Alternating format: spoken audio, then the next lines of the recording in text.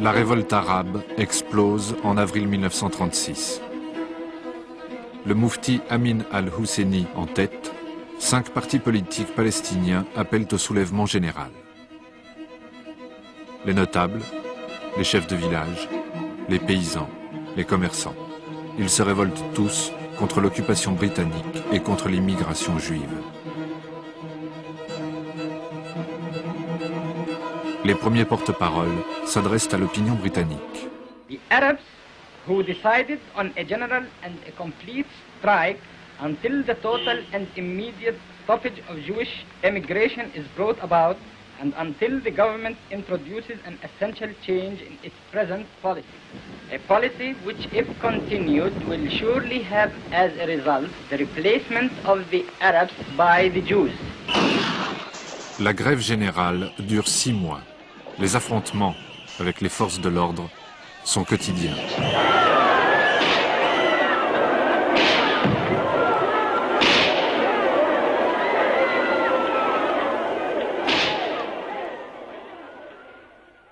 C'est l'état d'urgence. Perquisition, contrôle, arrestation.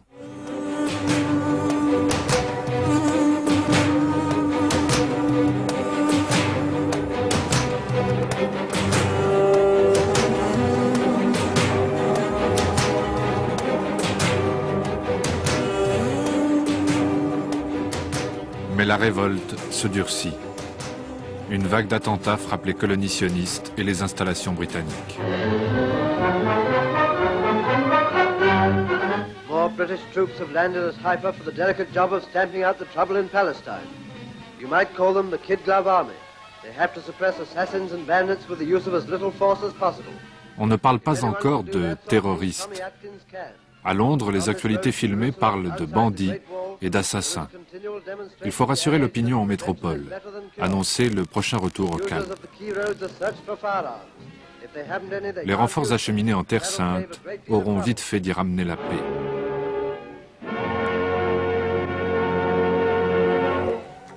Les bandits, les assassins, ce sont eux, les premiers chefs partisans palestiniens. Celui-ci est le commandant de la guérilla pour le secteur de Jérusalem, Abdelkader al-Husseini. Autour de lui, une armée de paysans et quelques centaines de volontaires venus des pays arabes limitrophes.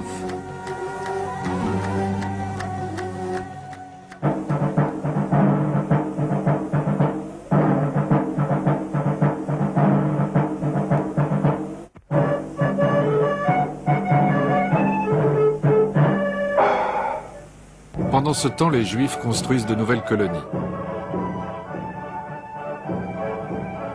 Des éléments préfabriqués, une barrière, une tour de garde, quelques cabanes.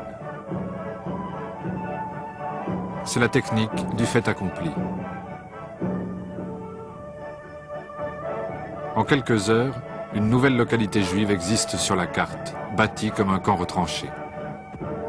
La population se militarise. Avec l'aide de quelques instructeurs britanniques, on crée des unités d'élite. Toute la jeunesse juive est embrigadée dans des mouvements paramilitaires. Tous apprennent à se servir d'un fusil. C'est la naissance du citoyen soldat.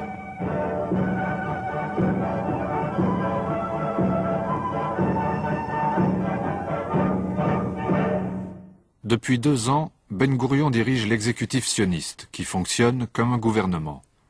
Alors que les Arabes s'épuisent dans une lutte inégale contre l'armée britannique, lui, il construit méthodiquement les bases d'un futur État. Quant à Jabotinsky, il exige une révision de la politique sioniste. En clair, il préconise la manière forte. Ses adeptes créent l'Irgun, un réseau clandestin qui lance des bombes et des grenades sur la population arabe.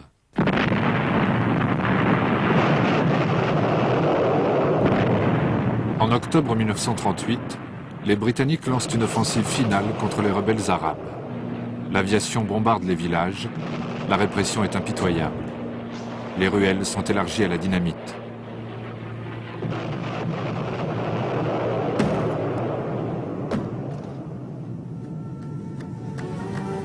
Les leaders sont déportés. Les partisans sont pendus.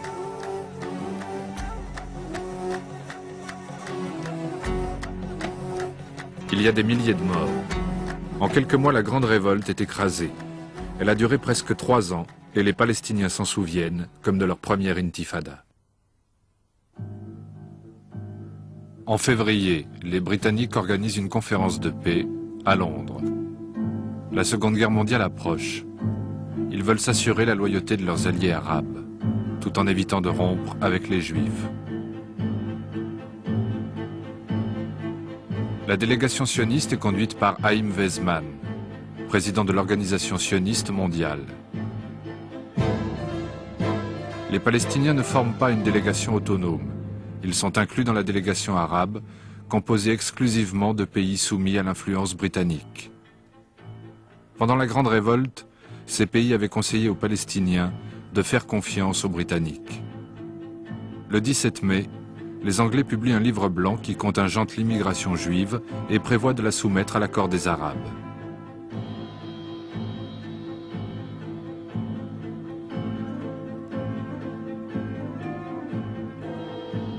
Les sionistes sont furieux.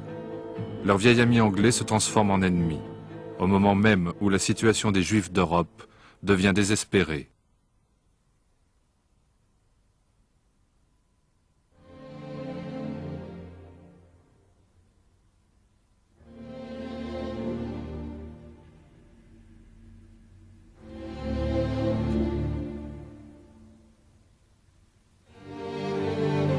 Au printemps 1939, Ben Gourion crée le Mossad, l'ancêtre des services secrets israéliens. Au début, le Mossad est un réseau qui organise le voyage d'immigrés clandestins vers la Palestine. 17 000 Juifs européens seront sauvés par cette filière, une goutte d'eau dans la mer. À cause de leurs costumes et de leurs jaquettes bien repassées, on les appelle les Yékés. Il y a déjà un argot juif en Palestine.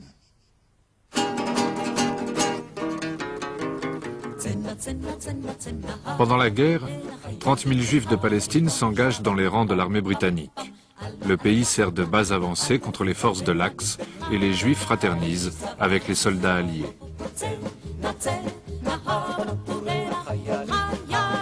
Les femmes de Tel Aviv tricotent pour la Royal Navy, comme celle de Londres ou de Paris.